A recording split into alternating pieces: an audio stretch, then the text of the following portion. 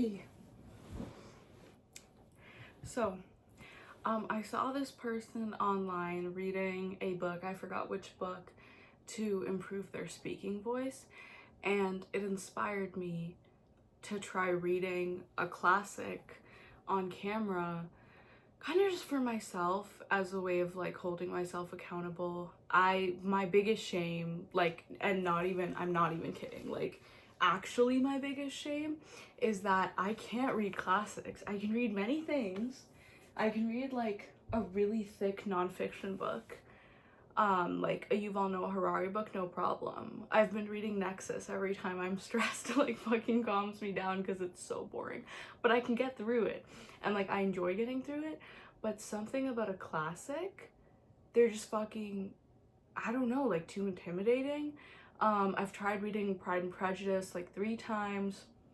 I didn't finish 1984. I never finished 1984. I actually lie and tell people that I've read 1984, but I haven't. I read like half of it, and then I quit. And that's not even really a classic like that. I read Animal Farm though recently. But yeah, today I'm gonna be reading The Picture of Dorian Gray. I love Oscar Wilde as a person, which is really parasocial and actually makes no sense. I like Oscar Wilde's life story, and I read De Profundis, and I really liked it. I liked De Profundis. I actually went to the thrift store and found his entire collected works in one novel for like $5.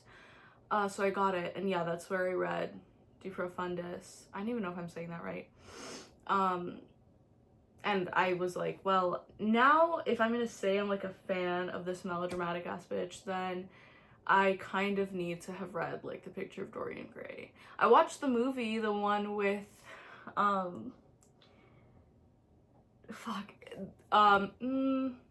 Sirius Black.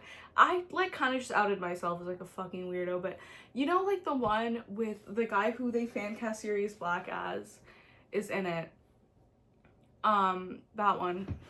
Do I look really like chopped in these glasses? I could read without the glasses, to be honest. Ew, I feel like my face looks really bad all of a sudden. Okay, whatever, I guess I'm doing this. Fuck. I really need to start reading it though. That's the thing. Like, I kind of have been like, I've had this idea for like a week and a half, and it's like, at some point you have to actually do it. You can't just start recording yourself and then start tweaking every time. I'm not even like in frame, and I feel like I look chopped, but I have to do it. No, I have to do it tonight. I should have just left my hair up, honestly. I felt better. Let me put my hair back up. Oh, fuck me.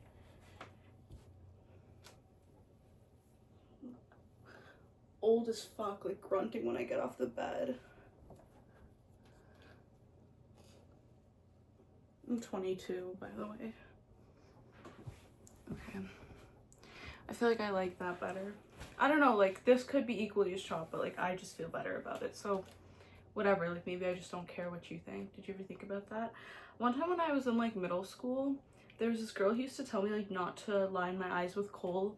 I was friends with her, and she'd always say like not to put like the kohl in my eyes, because she'd say like, oh, like your eyes are already small and then it makes your eyes look smaller, which like was kind of like valid advice. Like, I didn't even know, but it would like irritate me so bad. And then one time, like, I like cried to my mom about it. I was like, I love putting kohl in my eyes, and she always tells me not to because it makes me look chopped. And she was probably right too. But then my mom was like, okay, like next time just like nicely tell her like, no, like I don't want your opinion. But instead what I did was, on a bus full of people, like she was like, don't put kohl in your eyes, and I was like, maybe I didn't ask you. Okay, now you look like a fucking weirdo in front of everybody because you overreacted for no fucking reason. The thing is, like, I don't even really fuck with my hair like this either, but it's okay. It's okay because we have to start, and now it's kind of hot in my room and I'm kind of starting to sweat. And like, once I start, like once I get hot and overstimulated, it's over. Like, there's no way this is ever being recorded. Now, the thing is, the lighting in my room is kind of dim, but I like it that way because I feel like if it's any brighter than this, you'll be able to see literally everything wrong with my face and body. So what I'm going to do is I'm going to get my book lamp.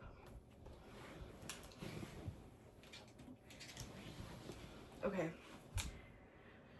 And I'm not gonna put my glasses on because I feel like they're making me look really ugly right now and I'm not happy about it, so I'm just not gonna put them on. And yeah, I feel like I'm like sitting on my stuffed animals. This is Derp. Named him that because he looks hella derpy. And then this is my creeper. Okay, so here's the plan. I'm gonna read chapter 1 today. And the idea is, usually I feel like my issue with the classics is I just don't fucking understand what's going on. But I don't want to like read a translation or something of it. Because I'm like, that's stupid. Like I used to do that.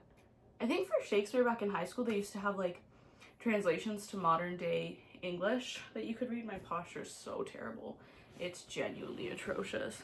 They used to have translations to like the modern day version of Shakespeare.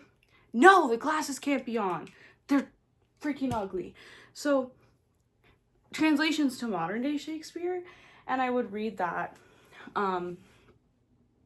But ew, I'm like cutting the entire top of my head out of frame. Okay, relax. Okay, so I'm gonna read the first chapter. I'm gonna read it out loud, which is something that's very intimidating for me, like, and not fun, because I don't really like to read out loud. Oh my god, let me do a little lore drop before I start. So I was a Substack writer, like kind of pretty early. Like I feel like Substack, right around when it started to get popular, was when I hopped on the wave back in early 2022, I think. Yeah, like end of 2021, beginning of 2022. And so I used to read my Substack pieces out loud on TikTok and post them. And then sometimes they'd get like 500 views and I'd be like, oh my god, I'm famous! I'm a famous writer. But now, like, looking back, like, I think they were good for what it was at the time, like the political and cultural moment we were in at the time, and then also the fact that I was 17. They were pretty good. Now looking back at them, I'm like, fuck, that was garbage. And then like they only got worse as I got older, like somehow, instead of getting better. Probably because I like rotted my brain, which is kind of evident from the fact that I can't read a classic normally. Okay, so let me start. I'm kind of like not even in the center frame, and I'm wondering if that's an issue. I'm also wondering if I like really chopped like at this angle. Like what if, oh no. Okay, let me just sit here. It's fine. I kind of have terrible posture, so this is gonna hurt my back. I was watching Silver Linings the other day. Silver Linings Playbook. J-Law. You might go. Okay, the picture of Dorian. Is this gonna be like a I kind of read it out loud to you, like I'm like reading to a class type situation? Because I don't know if I'm comfortable with that. I kind of want my glasses because I can't really read like that well without them, but I just think I look so bad without them, so it's okay. Oh, there's a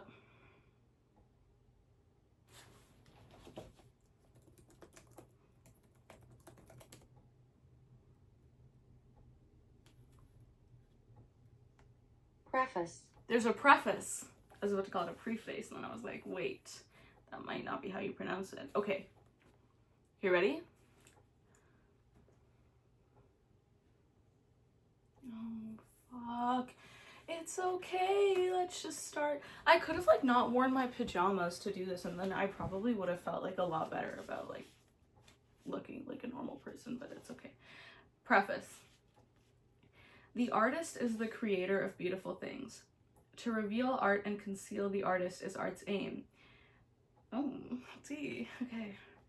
The critic is he who can translate into another manner or a new material his impression of beautiful things. The highest as the lowest form of criticism is a mode of autobiography. So right away, we have a sentence that I can't decipher that. The highest as the lowest form of criticism is a mode of autobiography.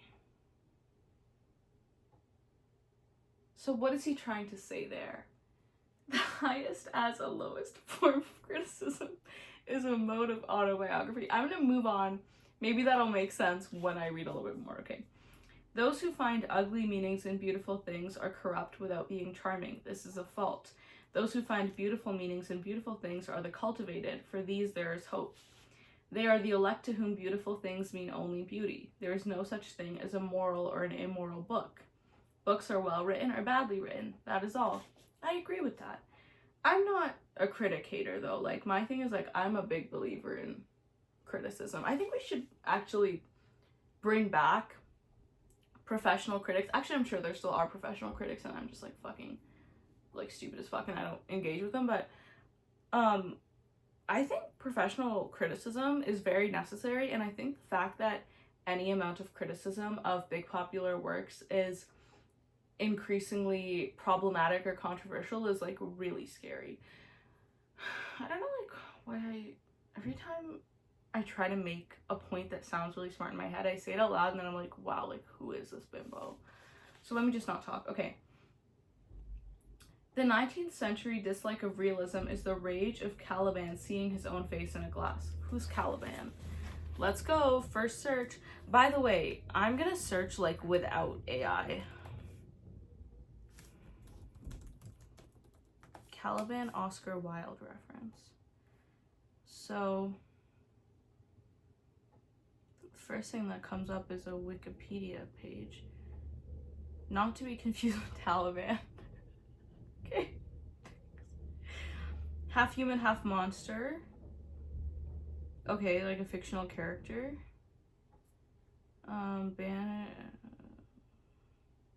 Created by William Shakespeare. The subhuman son of the sea witch Sycorax. Important character in William Shakespeare's play The Tempest. But what the fuck is that supposed to mean in this context? The 19th century dislike of realism is the rage of Caliban seeing his own face in a glass. So this is a reference to The Tempest, which I haven't read. So maybe let me Google what his reaction to seeing his own face in the glass is.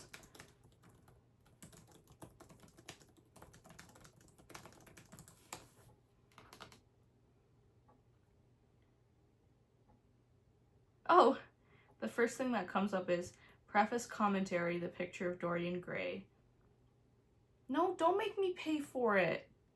I shouldn't have to pay for commentary. Oh my god. Okay, sorry. I got really whiny. Okay. This is a Stack Exchange. Can I talk? A StackExchange.com post. I'm currently reading The Picture of Dorian Gray and I'm puzzled over the meaning of a few sentences on the opening page. Oh my god, the first one that they're confused about what I was confused about too. The highest of the lowest form of criticism is a mode of autobiography. Thank you. Like, what the fuck is he talking about? Wilde, I fuck with you. Just shut up. Okay. Can someone explain this in simple terms as well, trying to say that the highest form of criticism is one in which you're actually critiquing yourself? Is that what he's saying? No, I feel like it's not. I feel like I think what he might be trying to say, which, like, is informed by the context of him, like, being like, oh, you hate realism because it's, like, dudes looking at himself in the mirror, is that when you're, like, negatively critiquing things, it's telling of, like, your own character. Autobiographical. I don't know, though. Okay. And then the next line, Caliban not seeing his own face in a glass. Okay. Let's see. Okay, so somebody said... The sentences are plain English and the question is lit crit, hence off topic. Oh, I didn't know I was on Reddit. Okay. Okay, now an actual answer explaining it. Thank you. I'm not going to talk about that. An autobiography is a piece of writing about oneself, a piece of writing that is really about oneself or revealing of oneself. We can therefore figuratively call autobiography. Was I right? It would be accepted by many that bad writing on a variety of topics are really this sort of autobiography, including works of criticism. That is, the lowest form of criticism is a type of autobiography. Wilde claims that this is in fact true of all criticism, that it all reveals more about the author than it does about the piece they are critiquing. Here's the thing. I think that's true. Why am I giving you my thoughts on criticism? Like, fuck. That's not what this video is for, okay? Shut up. Okay, next. The 19th century dislike of realism is the rage of Caliban not seeing his own face in a glass.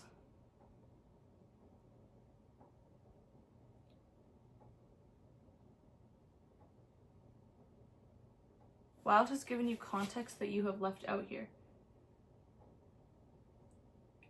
Okay, the 19th century dislike of realism is the rage of Caliban seeing his own face in a glass.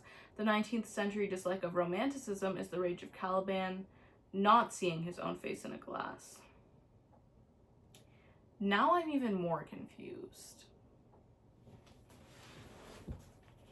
Okay, we'll examine, Caliban is indeed a character in a Shakespeare play, specifically The Tempest. Damn, I'm giving y'all a show.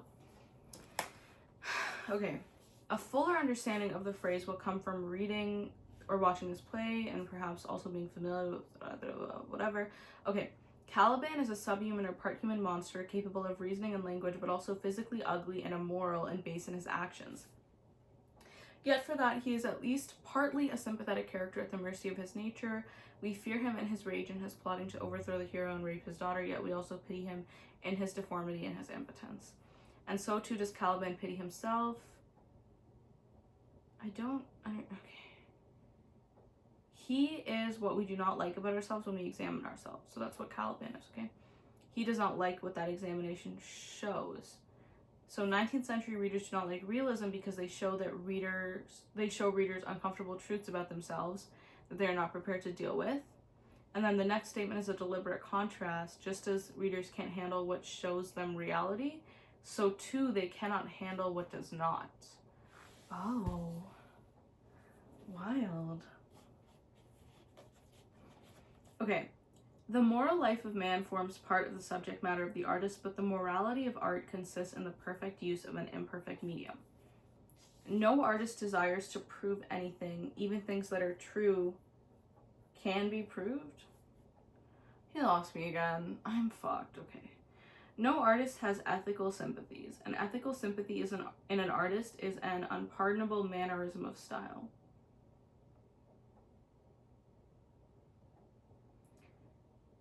An ethical sympathy in an artist is an unpardonable mannerism of style. No artist is ever morbid. The artist can express everything. Thought and language are to the artist instruments of an art. Vice and virtue are to the artist materials for an art. From the point of view of form, the type of all the arts is the art of the musician. From the point of view of feeling, the actor's craft is the type. So I'm going to be totally honest. I don't know what he's saying at all. And if I were to genuinely sit here and try to make sense of everything he was saying, I think I'd be here for like another 30 minutes legitimately. So I'm just gonna keep moving because at some point we do have to actually start reading chapter 1, and this video is already like 20 minutes long. Okay. All art is at once surface and symbol. Those who go beneath the surface do so at their peril. That's a little dramatic. Okay, queen. Those who read the symbol do so at their peril. It is a spectator and not life that art really mirrors. Okay. Diversity of opinion about a work of art shows that the work is new, complex, and vital. When critics disagree, the artist is in accord with himself. We can forgive a man for making a useful thing as long as he does not admire it. Oh. The only excuse for making a useless thing is that one admires it intensely. All art is quite useless. I agree. Oh no, I'm getting a phone call. Okay, it's gone. I'm thirsty already. I haven't even started reading chapter 1. Okay. Ew, I kind of don't want to do this. Okay. Chapter 1. The studio was filled with the rich odor of roses, and when the light summer wind stirred amidst the trees of the garden, there came through the open door the heavy scent of the lilac, or the more delicate perfume of the pink flowering thorn. From the center of the divan of Persian saddlebags on which he was lying, smoking, as was his custom, innumerable cigarettes, Lord Henry Wotton could just catch the gleam of the honey-sweet and honey-colored blossoms of a laburnum, whose tremulous branches seemed hardly able to bear the burden of a beauty so flame-like as theirs. And now and then the fantastic shadows of birds in flight flitted across the long Tussore silk curtains that were stretched in front of the huge window, producing a kind of momentary Japanese effect. and making him think of those pallid, jade-faced painters of Tokyo who, is this about to be racist? Through the medium of an art that is necessarily immobile, seek to convey the sense of swiftness and motion. I feel like that was fine. The sullen murmur of the beasts shouldering their way through the long, unmown grass or circling with monotonous insistence round the dusty gilt horns of the straggling woodbine seemed to make the stillness more oppressive. The dim roar of London was like the bourdon note of a distant organ. In the center of the room, clamped to an upright easel, stood the full-length portrait of a young man of extraordinary personal beauty, and in front of it, some little distance away, was sitting the artist himself, Basil Hallward, whose sudden disappearance some years ago caused, at the time, such public excitement and gave rise to so many strange conjectures. I have a hard time pronouncing like J's and soft G's. I don't know why. Okay. As the painter looked at the gracious and comely form he had so skillful. Now I feel like I look chopped again. Like,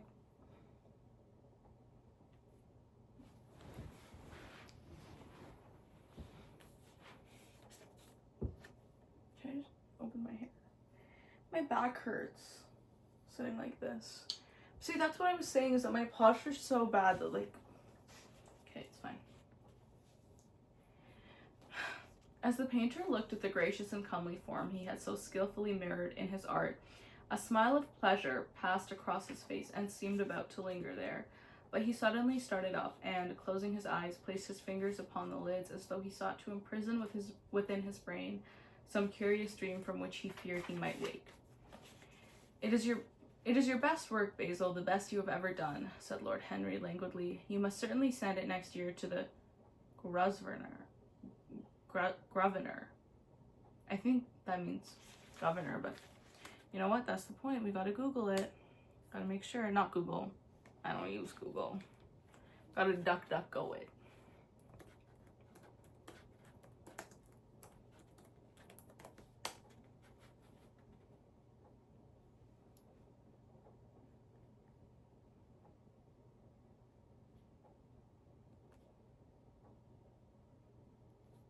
It's a last name?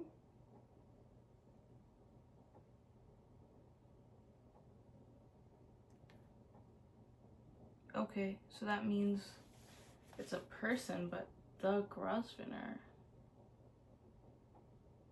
Okay. I guess it's like a family, maybe. The academy is too large and too vulgar. Whenever I have gone there, there have been either so many people that I have not been able to see the pictures, which was dreadful, or so many pictures that I have not been able to see the people, which was worse. Okay? Grosvenor is really the only place. I don't think I shall send it anywhere, he answered, tossing his head back in that odd way that used to make his friends laugh at him at Oxford. What odd way? Okay. No, I won't send it anywhere. Lord Henry elevated his eyebrows and looked at him in amazement through the thin blue wreaths of smoke that curled up in such fanciful whorls from his heavy opium-tainted cigarette. Jesus Christ, opium in a cigarette? Sorry. Not send it anywhere? My dear fellow, why? Have you any reason? What odd chaps you painters are. You do anything in the world to gain a reputation. As soon as you have one, you seem to want to throw it away. It is silly of you, for there's only one thing in the world worse than being talked about, and that is not being talked about. I lost my place. Was a stupid facial expression worth it? Oh, you lost my place. Okay. A portrait like this would set you far above all the young men in England and make the old men quite jealous if old men are ever capable of any emotion. I know you will laugh at me, he replied, but I really can't exhibit it. I have put too much of myself into it. Oh, that's so real. Lord Henry stretched himself out on the divan and laughed. Yes, I knew you would, but it is quite true all the same. Too much of yourself in it. Upon my word, Basil, I didn't know you were so vain, and I really can't see any resemblance between you, with your rugged, strong face and your coal-black hair, and this young Adonis, who looks as if he was made out of ivory and rose leaves. Why, my dear Basil, he is a narcissus, and you, well, of course, you have an intellectual expression and all that, but beauty, real beauty, ends where an intellectual expression begins.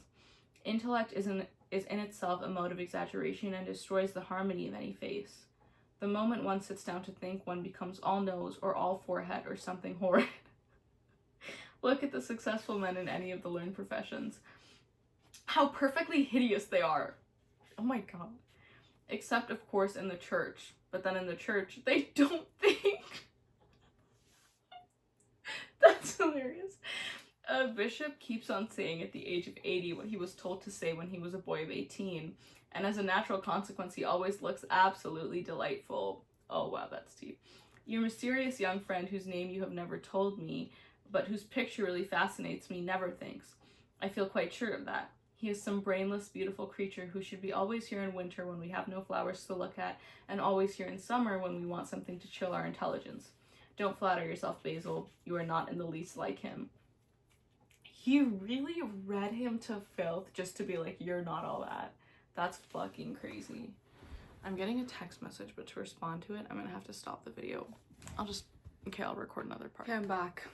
I have a feeling that my phone's gonna die before I even get through one chapter. And if that does happen, then I guess, fuck you. I'm kidding. I don't know what I'm gonna do. It's fine, whatever. Let's lock in.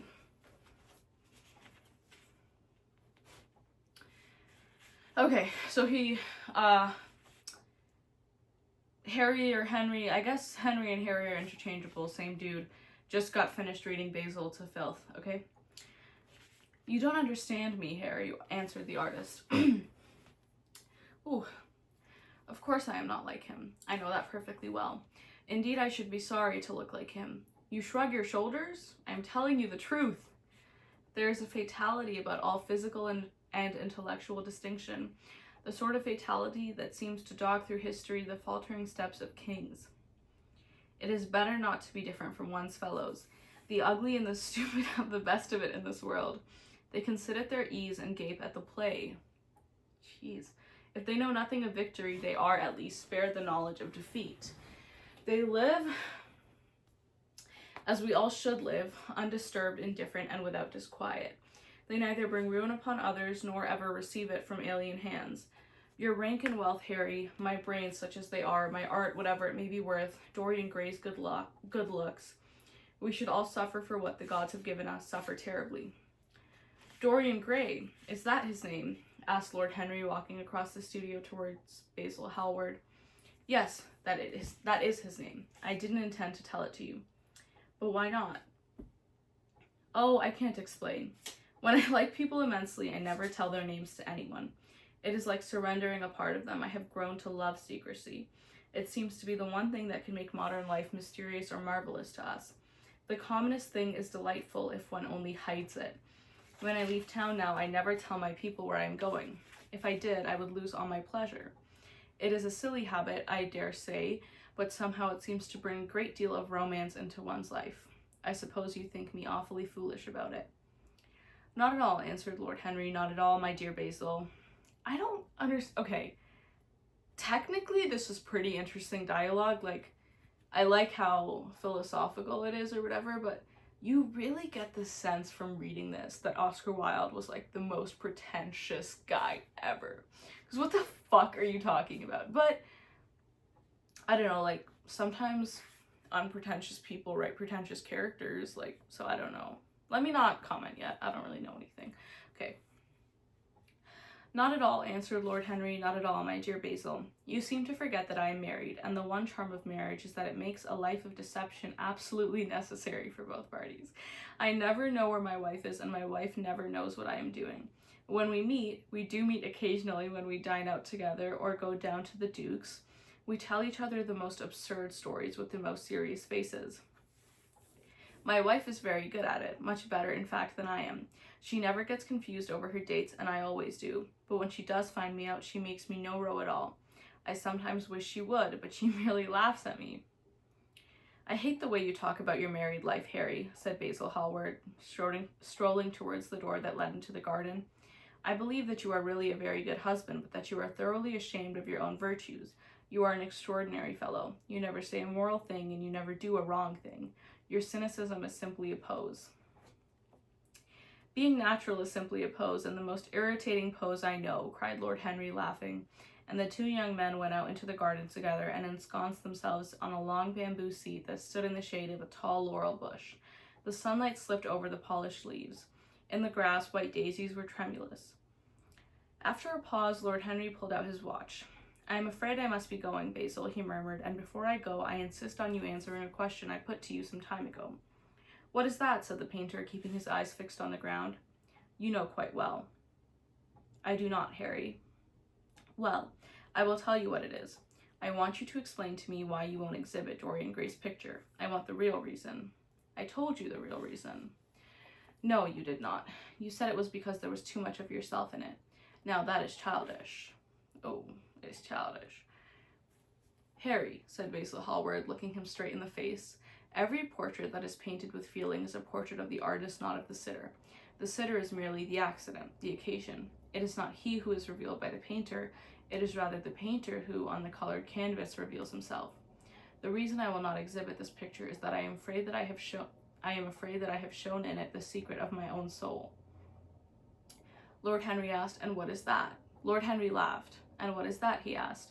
I will tell you, said Hallward, but an expression of perplexity came over his face.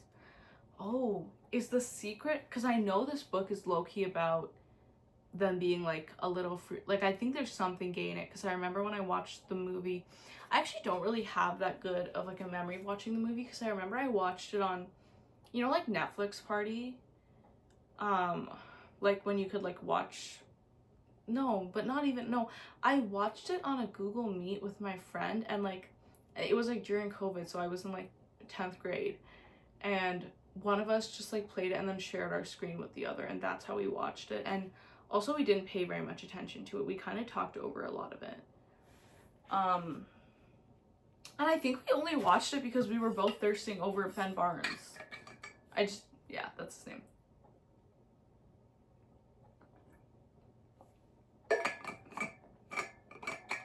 Do I drink water weird? Be honest, because I feel like sometimes people tell me that I drink liquids really weird, but I don't understand like what about it is weird, and nobody will tell me. They'll just be like, oh, why are you drinking like that? So anyway, is his secret that like it's gay, like, and he thinks that if people see that he's painted Dorian Gray with like a reverence, then everybody will think that he's gay? Because I get that. I do. And now I kind of like him, even though he's a little pretentious. Okay. I am all expectation, Basil, continued his companion, glancing at him. Oh, there is really very little to tell, Harry, answered the painter, and I am afraid you will hardly understand it. Perhaps you will hardly believe it. Lord Henry smiled, and, leaning down, plucked a pink-petaled daisy from the grass and examined it. I am quite sure I shall understand it, he replied, gazing intently at the little golden white-feathered disc. And as for believing things, I can believe anything, provided that it is quite incredible. The wind shook some blossoms from the trees, and the heavy lilac blooms with their clustering stars moved to and fro in the languid air. A grasshopper began to chirrup by the wall, and like a blue thread, a long, thin dragonfly floated past on its own brown gauze wings. Lord Henry felt as if he could hear Basil Hallward's heart beating, and wondered what was coming. The story is simply this, said the painter after some time. 2 months ago, I went to a crush at Lady Brandon's. You know we poor artists have to show ourselves in society from time to time just to remind the public that we are not savages. With an evening coat and a white tie, as you told me once, anybody, even a stockbroker, can gain a reputation for being civilized. Well, after I had been in the room about 10 minutes talking to huge overdressed dowagers and tedious academicians, I suddenly became conscious that someone was looking at me. I turned halfway round and saw Dorian Gray for the first time. When our eyes met, I felt that I was growing pale. A curious sensation of terror came over me. I knew that I had come face to face with someone whose mere personality was so fascinating that, if I allowed it to do so, it would absorb my whole nature, my whole soul, my very art itself. I did not want any external influence in my life.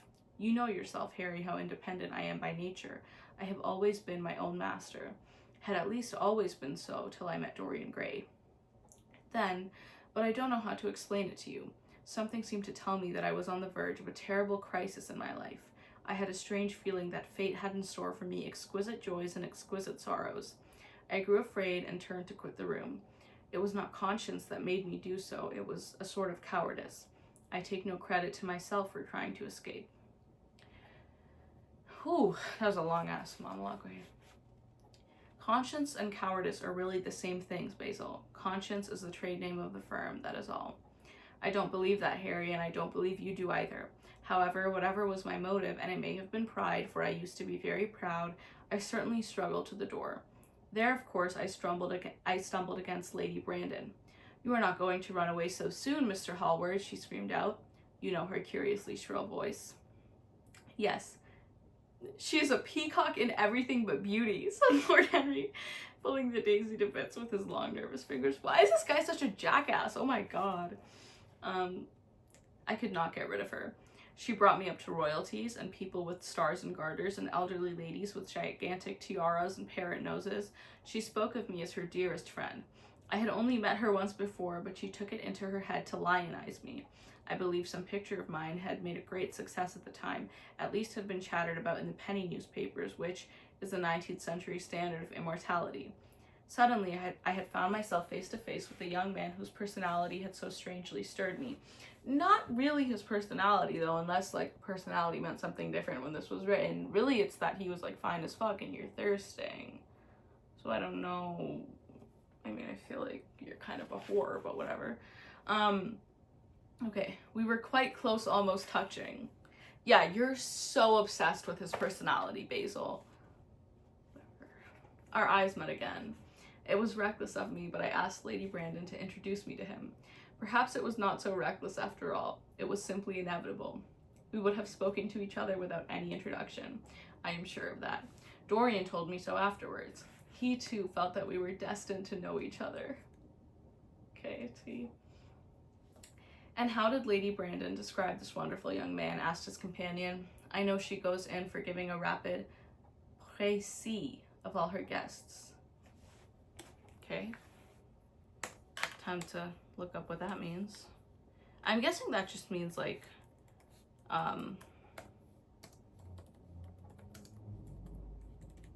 what is it called? Rundown? Okay, I disconnected from the internet.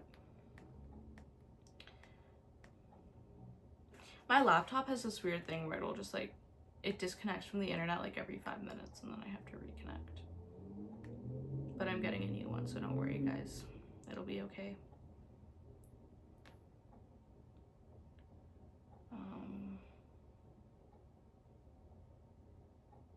Yeah. Etymology, according to Wiktionary, etymology borrowed from French précis, summary. Okay, yeah, so summary. Okay. Yes. I remember her bringing me up to a truculent and red-faced old gentleman covered all over with orders and ribbons and hissing into my ear in a tragic whisper which must have been perfectly audible to everybody in the room the most astounding details. I simply fled. I like to find out people for myself, but Lady Brandon treats her guests exactly as an auctioneer treats his goods. She either explains them entirely away or tells one everything about them except what one wants to know. Poor Lady Brandon, you are hard on her, Harry, said Hallward listlessly. This guy's hard on everybody, like, and you're hard for everybody. Jesus, okay, that was stupid. My dear fellow, she tried to found a salon and only succeeded in opening a restaurant. How could I admire her? But tell me. Wait, she tried to found a salon and only succeeded in opening a restaurant. So now we're dissing on her career failures? Dude. But tell me, what did she say about Mr. Dorian Gray? Oh, something like, charming boy, poor dear mother, and I, absolutely inseparable. Quite forget what he does, afraid he doesn't do anything. Oh yes, plays the piano, or is it the violin, dear Mr. Gray? Neither of us could help laughing, and we became friends at once. Laughter is not at all a bad beginning for a friendship, and it is for the best ending for one. And it is far the best ending for one, said the young lord, plucking another daisy. Hallward shook his head. Is it Hallward or Hallward? I'm going to say Hallward. I feel like that makes more sense. Hallward shook his head. You don't understand what friendship is, Harry, he murmured, or what enmity is, for that matter. You like everyone. That is to say, you are indifferent to everyone. How horribly unjust of you, cried Lord Henry, tilting his hat back and looking up at the little clouds that, like, raveled. What does that mean?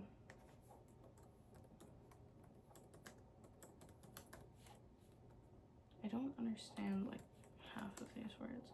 Actually, I feel like I'm looking things up less than I expected to be honest. Okay. What does it mean? To become unwoven, untwisted, or unwound. And an obsolete definition is to become entangled or confused. So maybe that's what that means in this context. Okay. Looking up at the little clouds that, like raveled skeins of glossy white silk. I feel like in this context it means like to become entangled. Raveling. Ravel. Oh, raveled. Okay. I know the word ravel, by the way. It's just that this one is spelled like R-A-V-E-L-L-E-D. That's what confused me. I'm not stupid. Okay. Like raveled skeins of glossy white silk. Okay, wait, what? Okay. How horribly unjust of you, cried Lord Henry, tilting his hat back and looking up at the little clouds that, like raveled skeins of glossy white silk, were drifting across the hollow turquoise of the summer sky. Yes, horribly unjust of you. I make a great difference between people. I choose my friends for their good looks, my acquaintances for their good characters, and my enemies for their good intellects. A man cannot be too careful in the choice of his enemies. I have not got one who is a fool. They are all men of some intellectual power, and consequently they all appreciate me. Is that very vain of me? I think it is rather vain. You think? I should think it was, Harry, but according to your category, I must be merely an acquaintance. My dear old Basil, you are much more than an acquaintance, but you just called him ugly. So make it make sense. Okay. And much less than a friend. A sort of brother, I suppose. Oh, brothers. I don't care for brothers. My elder brother won't die, and my younger brother seems never to do anything else. Harry! Exclaimed Howard, frowning. Yeah, I feel you, Basil. My dear fellow, I am not quite serious, but I can't help detesting my relations. I suppose it comes from the fact that none of us can stand other people having the same faults as ourselves. I quite sympathize with the rage of the English democracy against what they call the vices of the upper orders. The masses feel that drunkenness, stupidity, and immorality should be their own special property, and that if any one of us makes an ass of himself, he is poaching on their preserves. When poor Southwark got into divorce court, their indignation was quite magnificent, and yet I don't suppose that 10% of the proletariat live correctly. I don't agree with a single word that you have said, and, what is more, Harry, I feel sure you don't either. Lord Henry stroked his pointed brown beard and tapped the toe of his patent leather boot with a tasseled ebony cane. How English you are, Basil. That is the second time you have made that observation. If one puts forward an idea to a true Englishman, always a rash thing to do, he never dreams of considering whether the idea is right or wrong. The only thing he considers of any importance is whether one believes it oneself.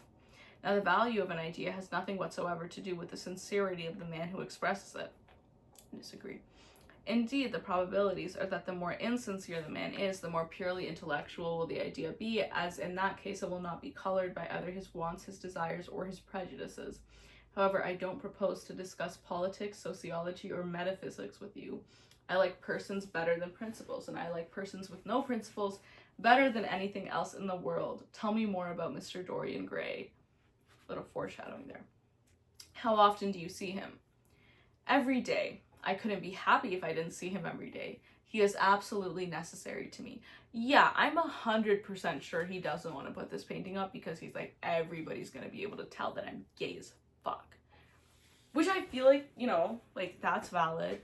I feel like I don't want people seeing my Jinx poster for basically the same reason. So I, like, sit right in front of it. Okay. How extraordinary. I thought you would never care for anything but your art. He is all my art to me now, said the painter gravely. I sometimes think, Harry, that there are only two eras of any importance in the world's history.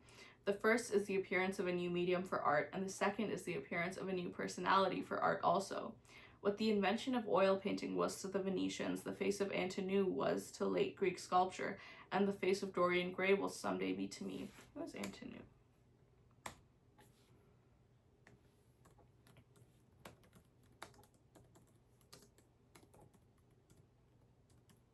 I spelled sculpture wrong. Okay, Wikipedia. The statue of Antonou at Delphi is an ancient statue that was found during excavations in Delphi. A young Greek of extraordinary beauty who became the beloved companion or lover of the Roman emperor. Can I read? Hadrian. Okay, I don't know. Fuck, he's just some dude, basically.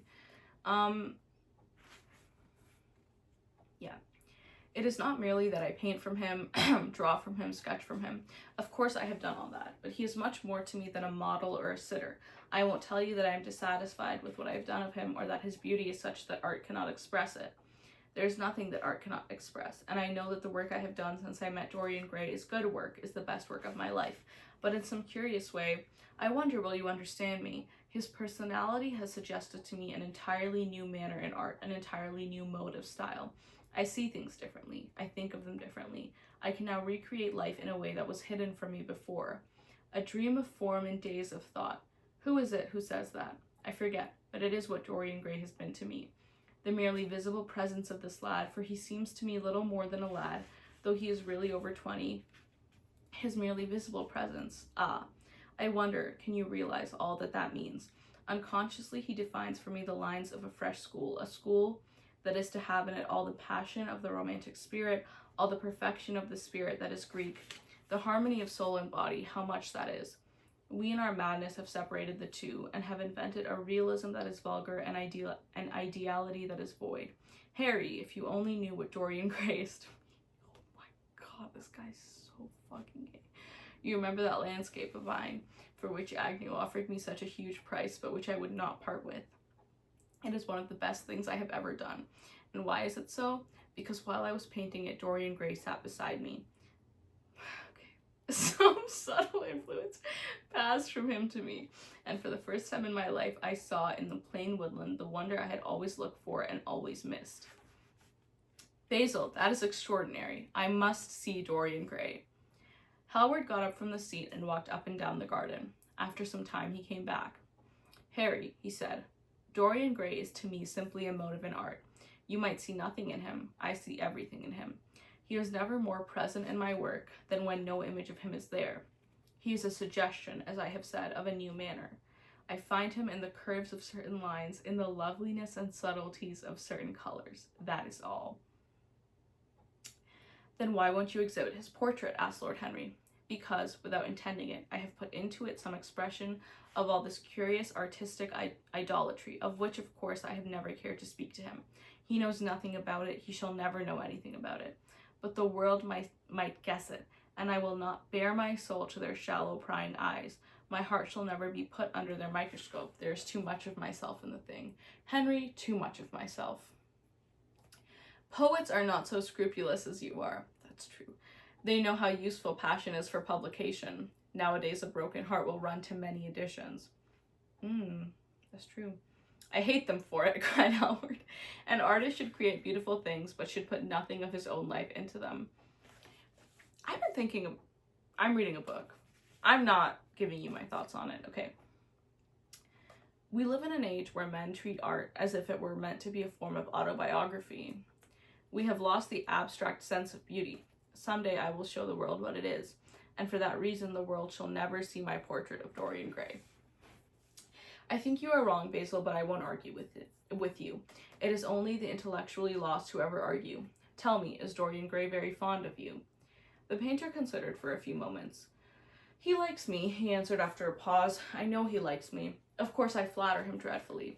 I find a strange pleasure in saying things to him that I know I shall be sorry for having said. As a rule, he is charming to me, and we sit in the studio and talk of 1,000 things. Now and then, however, he is horribly thoughtless and seems to take a real delight in giving me pain. BDSM.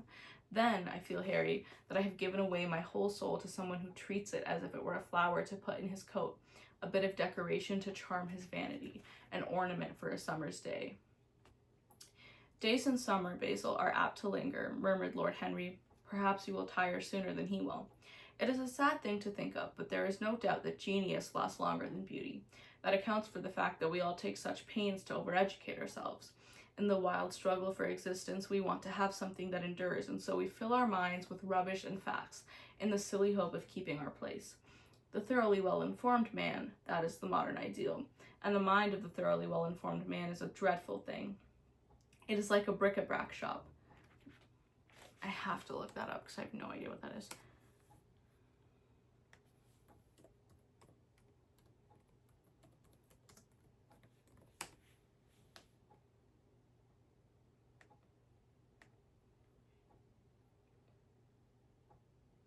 Ornament?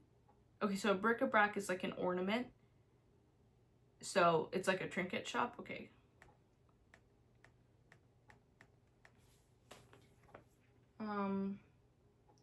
Yes.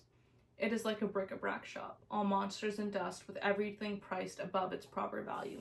I think you will tire first all the same. Someday you will look at your friend, and he will seem to you to be a little out of drawing, or you won't like his tone of color, or something. You will bitterly reproach him in your own heart, and seriously think that he has behaved very badly to you. The next time he calls, you will be perfectly cold and indifferent. It will be a great pity, for it will alter you. What you have told me is quite a romance of art, one might call it, and the worst of having a romance of any kind is that it leaves one so unromantic. Harry, don't talk like that. As long as I live, the personality of Dorian Gray will dominate me. So he keeps using personality when really I feel like what he's saying is like, I want this man to tie me up and fuck me. And I just feel like why? I guess it's like olden days, but you can't feel what I feel. You change too often. Ah, my dear Basil, that is exactly why I can feel it. Those who are faithful know only the trivial side of love. It is the faithless who know love's tragedies. And Lord Henry struck a light on a dainty silver case and began to smoke a cigarette with a self-conscious and satisfied air, as if he had summed up the world in a phrase. There was a rustle of chirruping sparrows in the green liqueur leaves of the ivy, and the blue cloud shadows chased themselves across the grass like swallows. How pleasant it was in the garden, and how delightful other people's emotions were, much more delightful than their ideas, it seemed to him. One's own soul, and the passions of one's friends, those were the fascinating things in life. He pictured to himself with silent amusement the tedious luncheon that he had missed by staying so long with Basil Hallward. Had he gone to his aunt's, he would have been sure to have met Lord Goodbody there, and the whole conversation would have been about the feeding of the poor and the necessity for model lodging houses. Each class would have preached the importance of those virtues for whose exercise there was no necessity in their own lives. The rich would have spoken on the value of thrift, and the idle grown eloquent over the dignity of labor. It was charming to have escaped all that. As he thought of his aunt, an idea seemed to strike him. He turned to Howard and said, "My dear fellow, I have just remembered." "Remembered what, Harry?" Where I heard the name of Dorian Gray." "Where was it?" asked Howard with a slight frown. "Don't look so angry, Basil. It was at my aunt, Lady Agatha's. She told me she had discovered a wonderful young man who was going to help her in the East End, and that his name was Dorian Gray. I am bound to state that she never told me he was good-looking. Women have no appreciation of good looks. At least, good women have not." Okay. "She said that he was very earnest and had a beautiful nature. I at once pictured to myself a creature with spectacles and lank hair, horribly freckled and tramping about on huge feet. I wish I had known it was your friend." "I'm very glad you didn't, Harry." "Why?" "I don't want you to meet him." "You don't want me to meet him?" "No." "Mr. Dorian Gray is in the studio, sir," said the butler, coming into the garden. Wow. "You must introduce me now," cried Lord Henry, laughing. The painter turned to his servant, who stood, blinking in the sunlight. "Ask Mr. Gray to wait, Parker. I shall be in a few moments." The man bowed and went up to the walk. Then he looked at Lord Henry. "Dorian Gray is my dearest friend," he said. "He has a simple and a beautiful nature. Your aunt was quite right in what she said of him. Don't spoil him.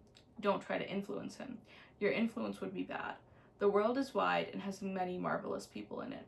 Don't take away from me the one person who gives to my art whatever charm it possesses. My life as an artist depends on him. Mind, Harry, I trust you." He spoke very slowly, and the words seemed wrung out of him almost against his will. "What nonsense you talk," said Lord Henry, smiling, and taking Howard by the arm, he almost led him into the house. And that's chapter 1. Wow. That was kind of fun. I feel like, okay, so now reflection time. Number 1, I'm going to give you my thoughts on something. Even though that's not technically what this is for, but I am an aspiring writer, screenwriter, maybe director one day if things pan out. And one thing I think about too is that I spent a lot of years really struggling with like what kind of, not just art, but if you can call a personal essay art, any kind of writing, I struggled with the balance of how much of myself do I put in this? How much of myself does it feel good to put in art that I want to make for the public? And the more art I make, the more I understand that I dislike art that is overly autobiographical. So I feel like it's really interesting that this book delves into that, and I love to pick up a book or watch a movie that can help me process my own feelings on like a complicated topic.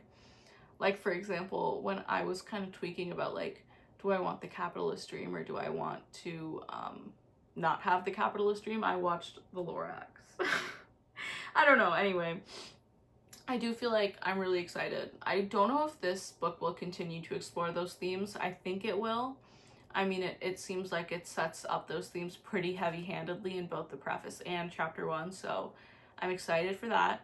Also, I find it really interesting that I've tried to pick up this book twice before and I've never gotten through the first chapter because that heavy dialogue, I feel, is maybe much harder to get through when I'm reading it in my head.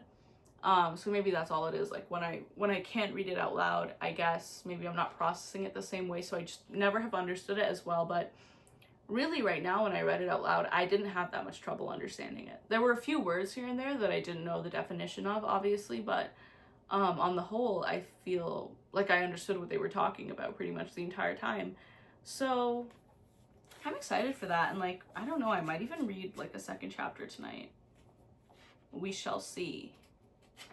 I don't know, they don't seem that long. But yeah, that was fun. Okay, nice.